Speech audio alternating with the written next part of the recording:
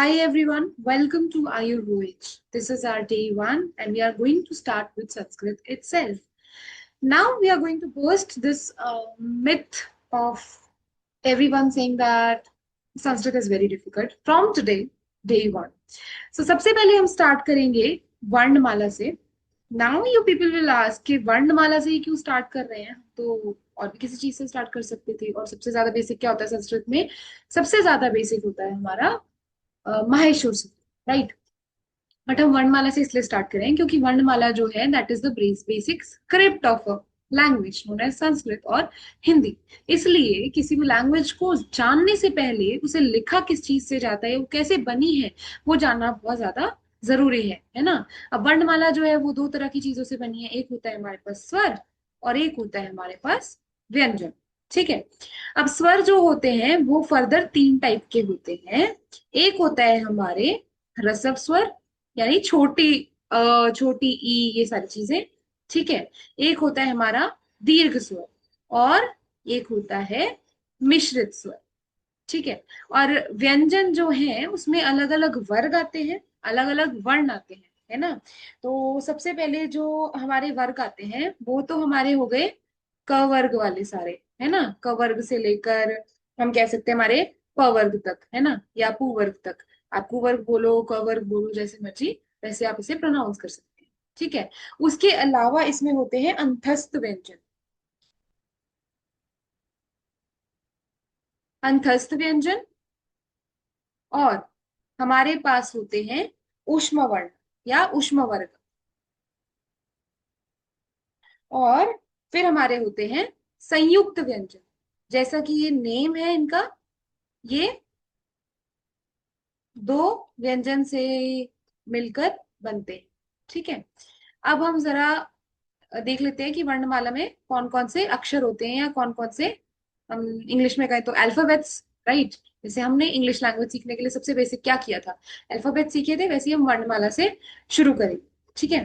तो सबसे पहले हमने क्या देखा, ह्रस्व स्वर देखे, राइट. ह्रस्व स्वर इज अ टाइप ऑफ स्वर. क्योंकि स्वर से ही वर्णमाला शुरू होती है, इनको हम स्वतंत्र स्वर भी कहते हैं. क्यों स्वतंत्र कहते हैं? क्योंकि इन्हीं से सारी वर्णमाला या जो बाकी स्वर हैं वो डिराइव होते हैं. ठीक है. वो कैसे, वो आगे देखेंगे.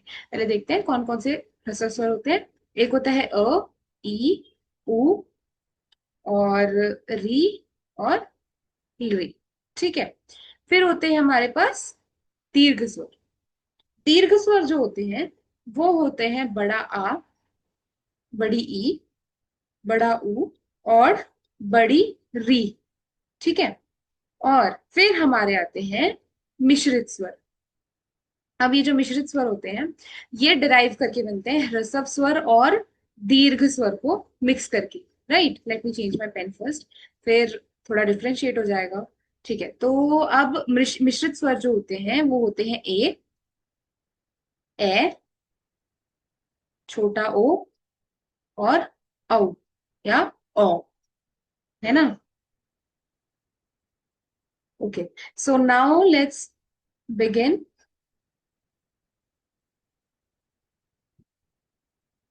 ए, ओ बनते कैसे हैं? जब अ के साथ, छोटे अ के साथ छोटी ई या बड़ी ई मिश्रित होते हैं ना, तो बनता है ए.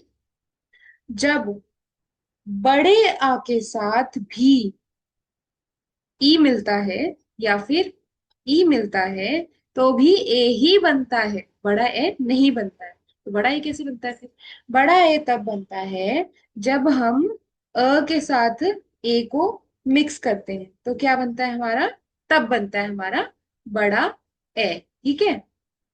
उसी तरह से ओ होगा. जब हम आ के साथ ऊ को या फिर दीर्घ ऊ को मिश्रित करते हैं तो छोटा ओ बनता है. और जब हम आ के साथ या फिर अ के साथ, ऊपर आ लिखा था तो मैं यहाँ पे अ लिख देती हूँ, है ना. तो अ के साथ जब हम ऊ को या फिर बड़ा ऊ को मिक्स करते हैं तो छोटा ओ बनता है. तो उसी तरह से जैसे in this with similar case, जैसे यहाँ पे बड़ा ए बना था वैसे ही यहाँ पे बड़ा ओ बनेगा, है ना. तो ये हो गए हमारे सारे स्वर कंप्लीट। ठीक है, अब हम देखते हैं जरा व्यंजन। अब आप सोच रहे होगे कि मैं कैसे मतलब इस चीज को इतना ज्यादा इलेबोरेट करके करवा रही हूँ। ये चीज आपको बाद में पता लगेगी, क्योंकि डॉट्स हम हमेशा बाद में कनेक्ट कर पाते हैं, है ना। चलो, अब हमने कुछ व्यंजन के टाइप्स भी देखे थे ना। वर्ग से शुरू करते हैं। सबसे पहले आता है हमारे पास क वर्ग, है ना। क वर्ग मतलब क ख ग घ य, है ना, या अंगा। क ख ग घ और अंगा, ये हो गया, राइट। फिर उसके बाद आता है हमारे पास च वर्ग। फिर आता है हमारे पास त वर्ग, ट वर्ग और प वर्ग। च वर्ग में च, छ, ज, झ और इया। और त वर्ग में त, थ, द, ध, न। ट वर्ग में ट, ठ, ड, ढ, ठ हो गया ना, ण। ओके। एंड प वर्ग में प, फ, ब, भ और म। ये हो गए सारे हमारे वर्ग। क वर्ग, च वर्ग, त वर्ग, ट वर्ग और प वर्ग।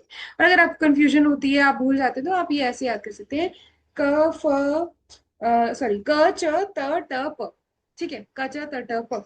ऐसे आपको सारे वर्ण याद हो जाएंगे। अब उसके बाद आते हैं हमारे पास अंतस्थ वर्ण।